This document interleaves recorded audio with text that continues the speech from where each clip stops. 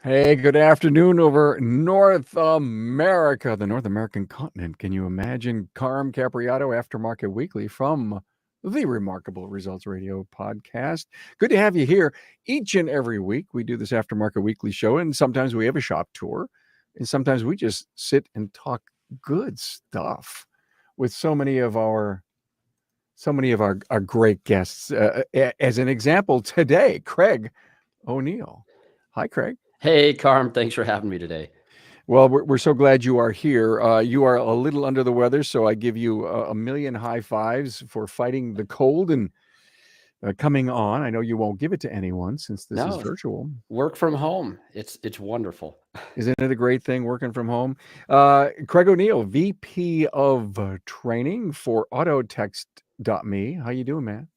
Man, we are doing really good, Carm, and this has been an exciting year. And you got the name right. It is autotext.me, but we are changing, of course, to AutoFlow, which is pretty exciting too.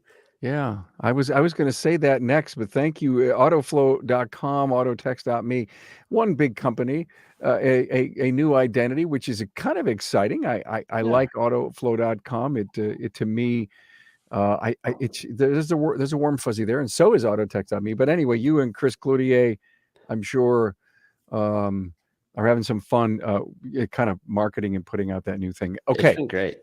So look at Craig is here to talk about Toastmasters. I think you and I may have covered it in a previous podcast ever so slightly one time, and I think it's so worthy to bring back because I know you're such a huge proponent of Toastmasters. And Yeah. if you are a leader, if you are a spouse, if you are a parent, and you want to be a better communicator in all regards, then please listen to this episode. I think it's and maybe hopefully it gets you motivated.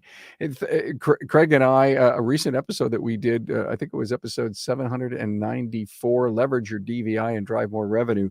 That was really a great episode. Thank you so much for doing that. It was I don't know, maybe a couple of months ago now that we put that out. Pretty recent. Pretty recent. Yeah, I saw you at ASTE giving that kind of, if you will, overview, and I fell in love with it. And I says, come in and, if you will, try to give your all-day class in 40 minutes or so. Yeah. And you did that. Hey, we're coming to you from the Dorman OE Fix studio, which I think the whole world normally looks at. Come down here into my Carm cave, and it's always a great place to be and hang out.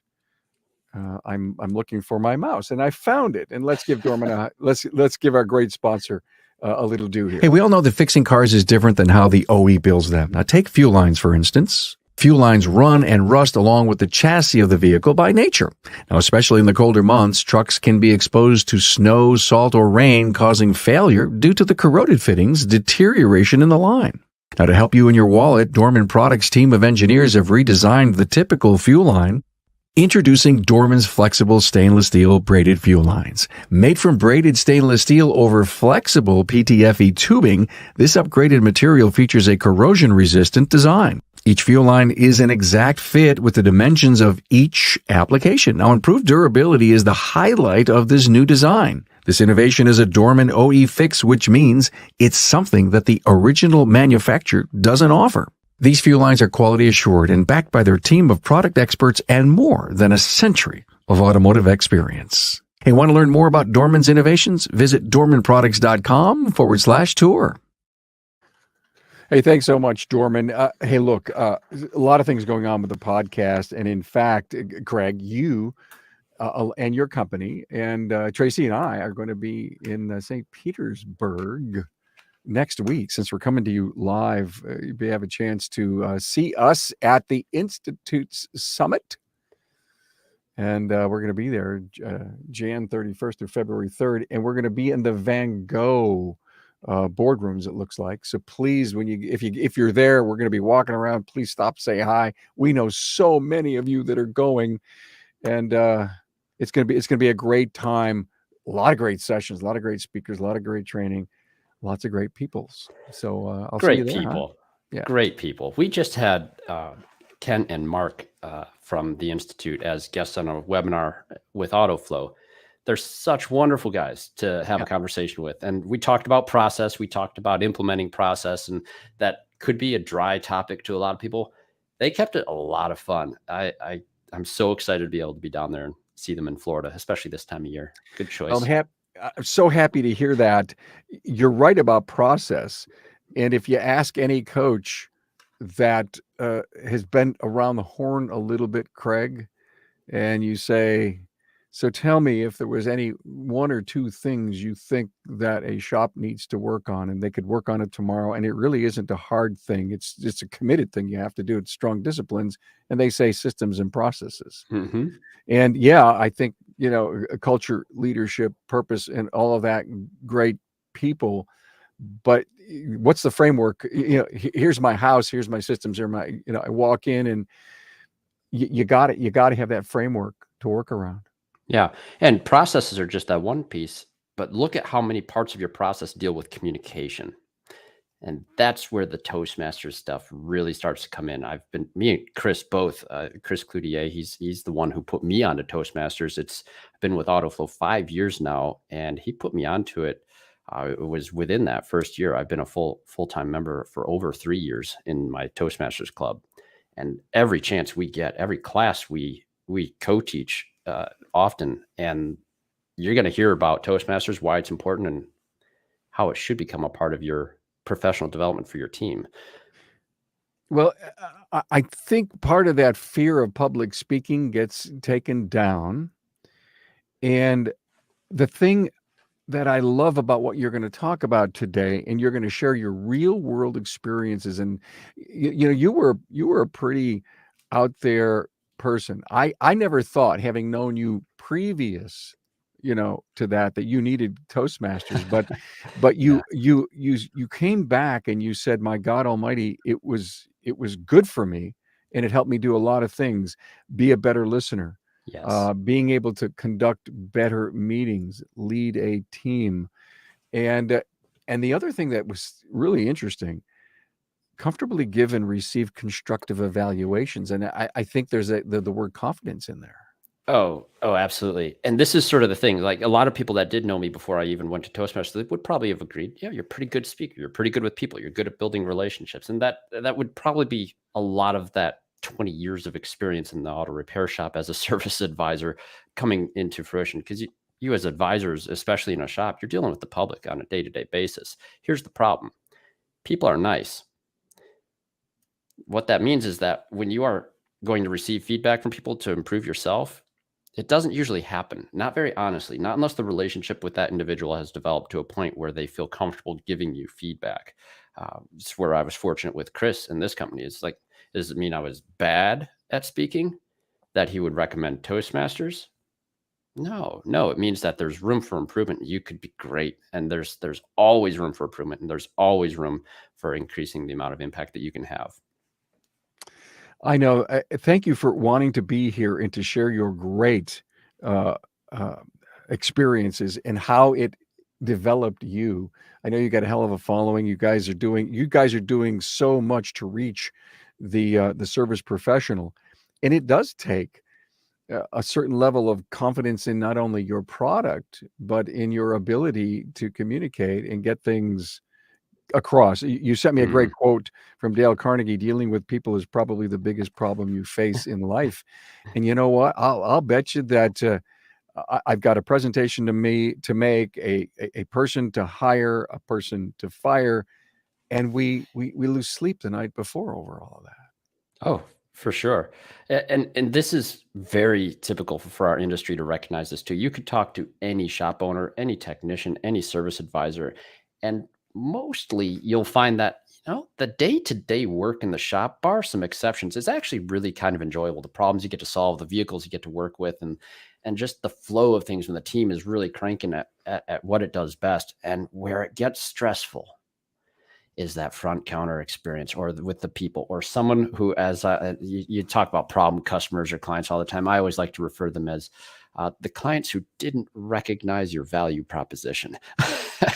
And why is that? And you see a lot of frustration that comes into this, and you see a lot of shops sort of Like, oh, this guy, he's such a jerk, or he's this and that, and we did this and this and this and this, and it's not our fault.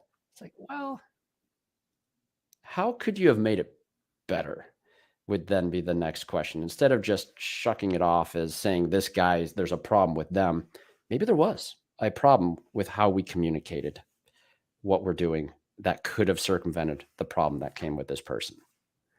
Yeah, I love the whole confidence thing. I mean, don't you at every Toastmasters meeting, and I don't want to scare anybody off, but don't you Yeah. always have to say, you have to say a couple of things every meeting, right? That is true. So when you come to a Toastmasters meeting, by the way, folks, you can go as a guest as many times as you want to a Toastmasters club. So if you go to www.toastmasters.org, you can find a local club near you, and you type in your zip code, and there will be probably dozens if you're in a major area.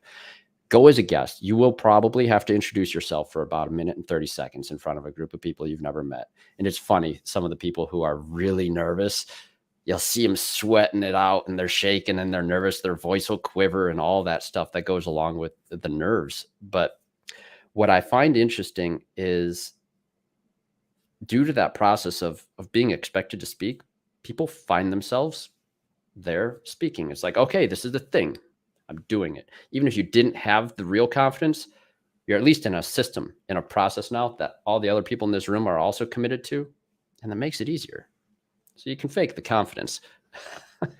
I just love the idea of breaking down walls. And if we're talking to shop owners, service advisors, number one, okay, that listen to the show, of course, technicians and the rest of the industry. But if we have a target that we're talking to, it would be shop owners and service advisors. Yeah. The ability to crash that. Craig, what is it? Is it that there's a certain level of, I don't know, nervousness, and I don't know where it comes from. Is it the self-confidence that I actually have something worthy to say, that I could collect my thoughts, put them in a logical order, and present them? What are some of the barriers that you've seen that people struggle with? Well, I think one of the things you kind of are touching around, I think it would be appropriate to call it the imposter syndrome. Yeah. Sort of, right? And I experience this all the time. I have 25 years of experience in this industry, and still standing in front of a group of people, I still have that nagging question in the back of my mind. Who am I, like, to be up here talking to these people? But that's the thing, is like, you actually have to bury the ego in these sort of moments. You have a story. Everyone has a story that they can tell that will be beneficial to someone else in ways that you couldn't possibly anticipate. I've experienced this in WorldPack.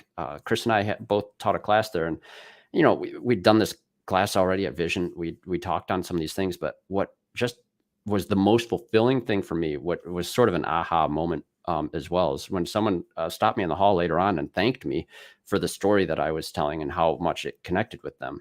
And wow, it's like, that's not the takeaway I expected to be able to bring to that. I was going to bring wisdom and knowledge and things and process and knowledge, and that's what I was doing. But what was most impactful? It's just the stories you have, because people can relate to that. I have to make a comment. Every time I hear the words, everyone has a story, I have to share. Please type them into the web, and then type Chick-fil-A either in the front or in the back of that. Chick-fil-A created a human resource video, I think 10 some years ago, maybe even more, maybe 15. And bring a Kleenex with you when you watch it. It is so impactful. And it was there for them to realize that every customer that you have has a story. Mm-hmm. And sometimes those stories are incredible. Sometimes those stories are very bad. And sometimes those stories are happening now with them. And they're coming into your place to have automotive service, to have food. And they're sometimes either celebrating or suffering. And it depends on if you can see it. And if not, it's not your agenda as much. It's really theirs if you can find it. So there's a quote I was reading. You've probably read a long time ago. A lot of people have read How to Win Friends and Influence People. I picked up a copy recently, How to Win Friends and Influence People in the Digital Age. And there's Yeah. a quote by American writer James Thurber. He said, "Precision of communication is important, more important than ever in our era of hair trigger balances, when a false or misunderstood word may create as much disaster as a sudden thoughtless act." There you go. And how careful, let's get on a soapbox, are we we write something from our heart, and then before we hit the send button, we go back and we reread it more objectively. We Yep. reread it with sensitivity, maybe, to a different perspective.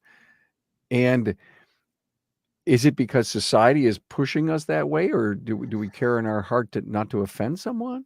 It's interesting because, the main takeaway anyone would get out, if you haven't picked up the book, How to Win Friends, Influence People, I think the key takeaway is that what I'll come to understand is that there is no such thing as a neutral exchange.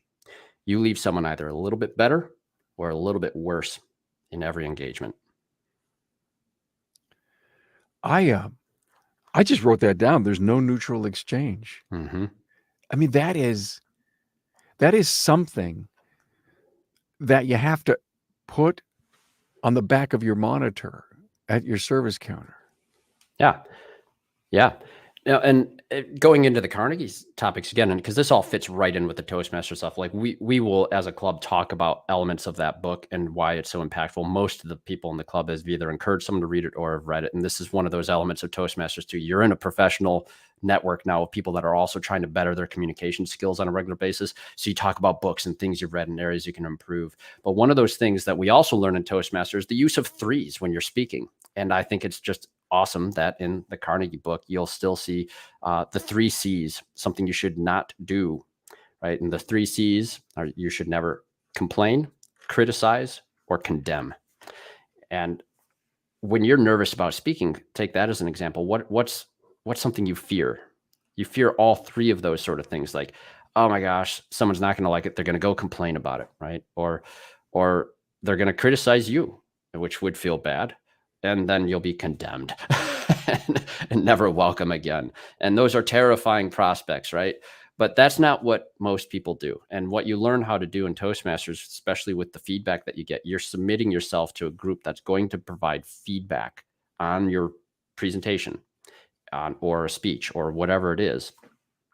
And there's a method to that feedback that is not any of those 3 C's at all. It is structured in such a way that it's looking for areas for improvement, but it's building on some strengths. It's not even, you'll hear the term, we'll use the euphemism term for it, Carm, the compliment sandwich. Yeah. Some people call it the crap sandwich too, but the good news, the bad news, the good news. Yeah. So we might as well, yeah, exactly. That is a method of feedback. There are some things that you're going to have to improve on though, but everyone that's in Toastmasters is there to improve themselves. So we actually need to get the negative stuff. And a lot of people are very uncomfortable giving that kind of feedback. They haven't learned how. Great point. Don't complain, don't criticize, don't condemn. The 3 C's. Again, if you were going to put, people put a smile on a phone or a smile on a terminal as they're looking at it when they pick up the phone, start a conversation. And today in the world of texting, it's almost like our fingers can get us just in as much trouble as our voice, because whatever you're thinking is coming out in a text, and you've got to practice that level. Texting doesn't take away the emotion from your voice. It makes it almost more permanent, right? Yeah, it's funny because on that topic too, if you're going to pick up that How to Win Friends, Influence People in the Digital Age, they even talk about emojis and how it's a little unfortunate that emojis haven't made their way into professional correspondence. It isn't. It's not looked at as a professional component. But what are they trying to do? They're trying to put those human components into a digital context. The effort, the ability is there, but So let Silly. me ask you what you know about this. If I was sending a text to a customer to discuss um, what we discovered on their digital vehicle inspection, and we're in a third or fourth routine of just trying to get clarity, it's not wise if I put let's do this in a smiley face. It's not it's not advised. Well, no, in some cases, and we'll actually be having a conversation on this later on Thursday this week. I'm having another webinar with our friends from Malloy Business Development. I don't know that you've ever talked to Dan Malloy. No. He'd make a wonderful guest. He talks about the language of commitment. We're bringing that language of commitment to digital communication. And this is Okay. exactly one of those questions that we're going to want to tackle, because there's a beginning and an end point where online correspondence, texting, email in particular, they will not be as effective as two people having a face-to-face conversation, or even the inflection and tonal variety that you can get over the phone. You can smile over the phone. When you smile, your voice changes, and it's going to be a different sort of conversation just with that alone, versus if you're not smiling and you're just talking about something as I am right now, right?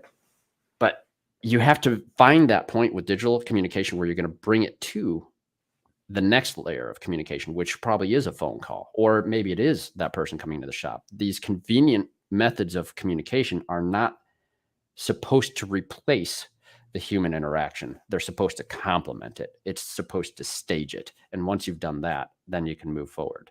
I love it. I look forward to, if I can, seeing that webinar, and if not, hearing it on Yeah, replay. it'll be So recorded. better listening, Craig, is to me one of those communication traits we're all guilty of not doing enough of. Thank God I started to become a podcaster in an interview format show so that I could listen intently to everything said, so that, I always listen intently because I'm always wanting to find out if there's value in the exchange for my listener. And if they're listening intently, because it's their job on a podcast to listen and learn, how critical did Toastmasters help you become a better listener? Absolutely. Yeah. One of the roles that you take when you're a new member, you can start taking roles. And there's this one in particular, it's called the counter. The counter has one job for the meeting. You count everybody's ahs, ers, and ums. And it feels like such a jerk role to take, because now you're just looking for things to criticize. And that's hard in that context to even put yourself into that spot, because who are you again, right? That whole thing. I'm not good at these things and I'm looking for this fault in others. Well, it's kind of a trick, because here's the thing. Once you take that role, you become way more sensitive to how many ums and ahs and ers you take. It becomes a bit of a game in the meeting then too, to have that counter not catch anything for you. And if you listen to me, I've gotten a lot better myself with the ahs, ers, and ums, but I have a new habit that I've picked up. I hesitate to even want to tell you what it is, because then you're going to hear it a lot more. Double utterances, this, those little things like that really find a new home instead of a nice stately pause, right? This is what Toastmasters do to you. You're ruined, by the way, for every speech you listen to. You're going to be able to notice those little ahs, ers, and ums and those things, and not to criticize people, but you become aware of it yourself, and it's hopefully going to make you better. Hopefully. I think I may be guilty of that occasionally. We Of course, all are. my number one partner and executive producer, daughter Tracy, she will occasionally say, "Dad, you're doubling up on stuff," and blah blah. And it's so hard. I just did it, right? Because Yeah. we're trying to fill the space. We're trying to think on the fly. And to your point, Craig, the pause is so much better than inserting an or and we actually have software that we will do some editing on Yes. that listens to everything and will say there were 55 ums, 32 uhs. Would you like us to show you where they are, to take them out as you're doing your editing? Yeah. And you know what? Our job is to get rid of as much of that as we can to make the words flow. But, if you're conscious of it and work hard at it, you will get better. If you just are lazy and you don't care, that the point you're trying to make to someone, to a customer, to a team member, to an employee, to a tough situation needs time. It needs pauses, Craig, It because does. people need to stop and think.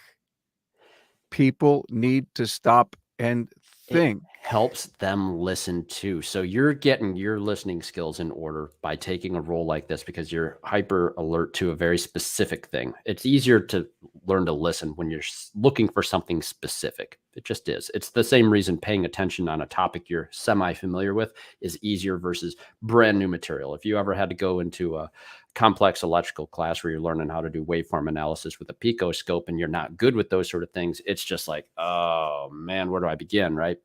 But if you start from a foundational element, you have something there. And this is what the roles in Toastmasters can do with the or counter. This is a foundational piece. Eliminating filler words is just one of multiple strategies you're going to learn, but it's a starting point. And you get to learn to listen with it.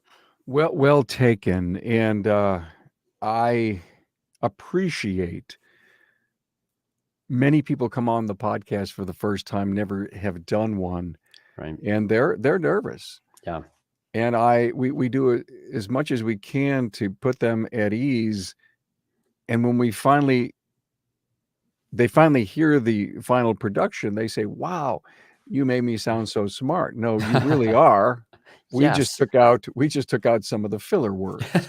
And it would be so nice if in life, and this is really funny, by the way, if in life we could always filter our words through a filter, it would take out But all you the can. ums Yeah. and And ers. this is another part of Toastmasters that comes in because a great deal, actually, the vast, vast majority of all communication that you do is impromptu speaking. It's not planned.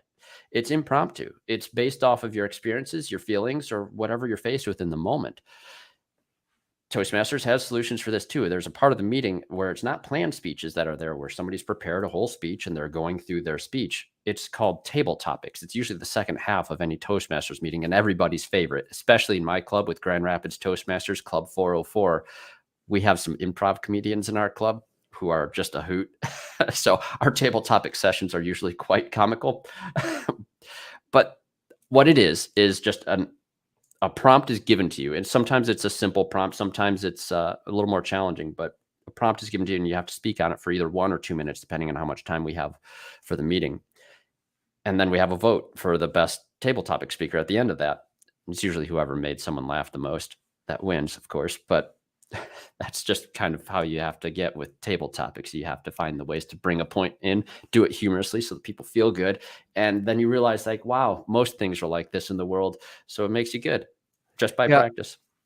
And Craig, you just, by saying what you did about the tabletop topics, it's the stretch that so many of us need to get out of our comfort zone, our zone, to learn that my peers around the table, they're going to judge. Yeah. But I'm not with family. I'm not with employees. I'm not with customers. I'm with friends that want to see me do better. And that's why I love the whole idea of Toastmasters. And it gets you thinking on your feet in those moments as well. And sometimes it'll be a prompt you can absolutely just walk into and it's easy and it's just flows. It's just wonderful. I had a prompt once for is Die Hard a Christmas movie? And I said, absolutely yes. And I can't remember every word that was in it, but there was one part that really connected because getting up to Christmas, it's like walking barefoot through glass. So yeah, it's a Christmas movie, right? I get it. Yeah. Speaking of impromptu, I saw you on stage in Cancun a month ago or so, and I know you needed to get up and speak to whatever your topic was, and maybe it was an auto text on me. I can't quite remember it all, but I'm sitting in the audience. I guess I forgot what your topic was when I saw you throw a chair, and I'm sitting Totally here staged. saying, that's my buddy Craig. What's going on? He's angry. What's happening? So the behind the scenes story is? So the behind the scenes story is, first off, note-taking skills were coming into play because there was a presentation before the panel had a chance to speak. And there was a couple of things that I'm sitting there thinking about what I'm going to say about the customer journey was the main topic, and how our product can address the customer journey. And I'll say Greg Bunch, he's wonderful, so he'll appreciate this too. He said something that I didn't completely agree with, which I know he said in a way that he would agree with my counterpoint as well. But he said something about how he prefers like face-to-face relationships with people, not so much digital communications. And he alluded to the fact that the people on the panel might have something to say about this later. I said, yep, I do. and he also had said earlier in the meeting, I had that note too. He said we couldn't turn this into the Jerry Springer show. And I said, I bet we could. And so got up there, I took my chair and I tipped it over. Carm, I mostly tipped it over. I don't think. Oh, you didn't throw it? It wasn't a throw, but this is how the story exaggerates over time. But but I asked Greg before, and this is important when you're going to do something a little off any kind of script or plan. I said, Greg, can I have some permission to have some fun with this? And he, of course, says, yeah. Greg likes to have fun. He's good about fun, right? Yeah. So I said, I know you said this couldn't be the Jerry Springer show, but that doesn't mean we can't make it the Gregory Springer show. And I walked back, grabbed the chair, tip it over. And I said, something you said earlier made me mad. Just enough sarcasm so that it's like funny, right? So people are laughing by this point. And then I went into the serious point, right? Which is that, no, we are not trying to replace a customer's relationship with the shop. We're trying to enhance that. And with Autoflow, we do have technical touches that we're going to make on that, because how many of you have one of these? I hold the phone up, hold up the mobile phone. And everyone's got a mobile phone. So what we're about is trying to meet the customers first where they're at. Yeah. And from there, we go into this, right? And then on it goes. But what's everyone remember? Did they remember the point? No, they don't remember the point. They remember the fun part. So it was really impactful, Craig. Thank you for doing that. I mean, here we are now, maybe 2 months later talking about this. But would you think that without Toastmasters, you would have even thought that through? No, not at all. Not a chance. I wouldn't have been confident enough to do something on the fly. I go every week to my Toastmasters club. That's if I don't miss one, or if sometimes even have to do it virtually if you get sick or something like that. You don't want to get them sick, but it's about 52 weeks out of the year almost, where I get to go and practice impromptu speaking or sometimes planned speeches. And it just allows you to think freely in moments that you would probably not ever have unless you were doing this. Okay, so I joined Toastmasters, and every time I have a chance to speak to an individual, to speak to one person, three people's a crowd, I'm practicing, because Toastmasters tells me that practice makes perfect, or not?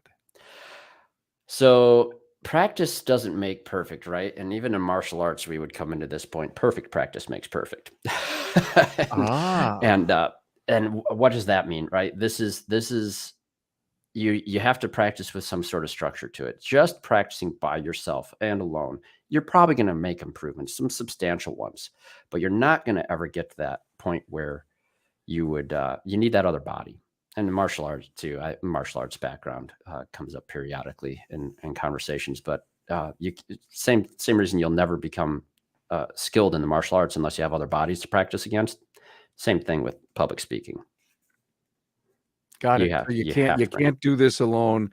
So every time you get out and you're communicating one-on-one with an individual, a team, a crowd, an audience, you're getting bigger, better, and stronger as it relates to your ability to communicate, to speak, to lay up a thesis. Yeah, absolutely. I'm going to go back to that martial arts point again, because I'm kind of developing this as we talk now. But one of the things that you need, you have your uki. It's a partner who you're practicing a technique with, and they will give you feedback about how effective what you're doing is working on them. And in fact, in a Toastmasters club, we have achieved the same sort of relationship with the people that in our club, where you're giving a presentation or a speech, and they are giving you feedback of how effective your techniques actually are. Sure. I love that. So at the end of my speech, everyone, I would love you to rate me. I'll be in the corner over there. Please come up and tell me if you like what I did. That's kind of cool. I guess. Wow. So, okay. If you're an individual at a shop, let's kind of put a bow on this. Yeah. And as an owner, just pick up the phone, go on the internet, find a Toastmasters in your area. If you're on the counter and you say, you know what, I loved what I heard. Thank you, Craig, for coming on the show.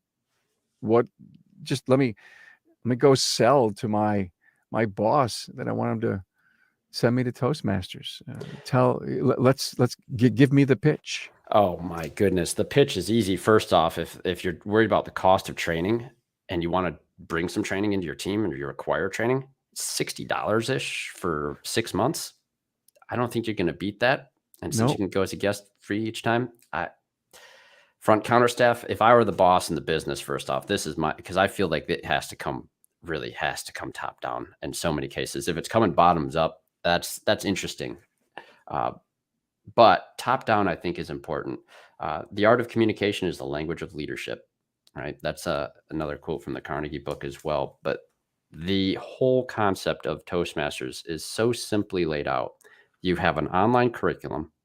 There's a little learning management site. You're going to go on those pathways. You get to do an assessment test. You get to see if what path of communication you want to do, if it's effective coaching or just project planning or just using humor in speeches. There's an actual course for that too.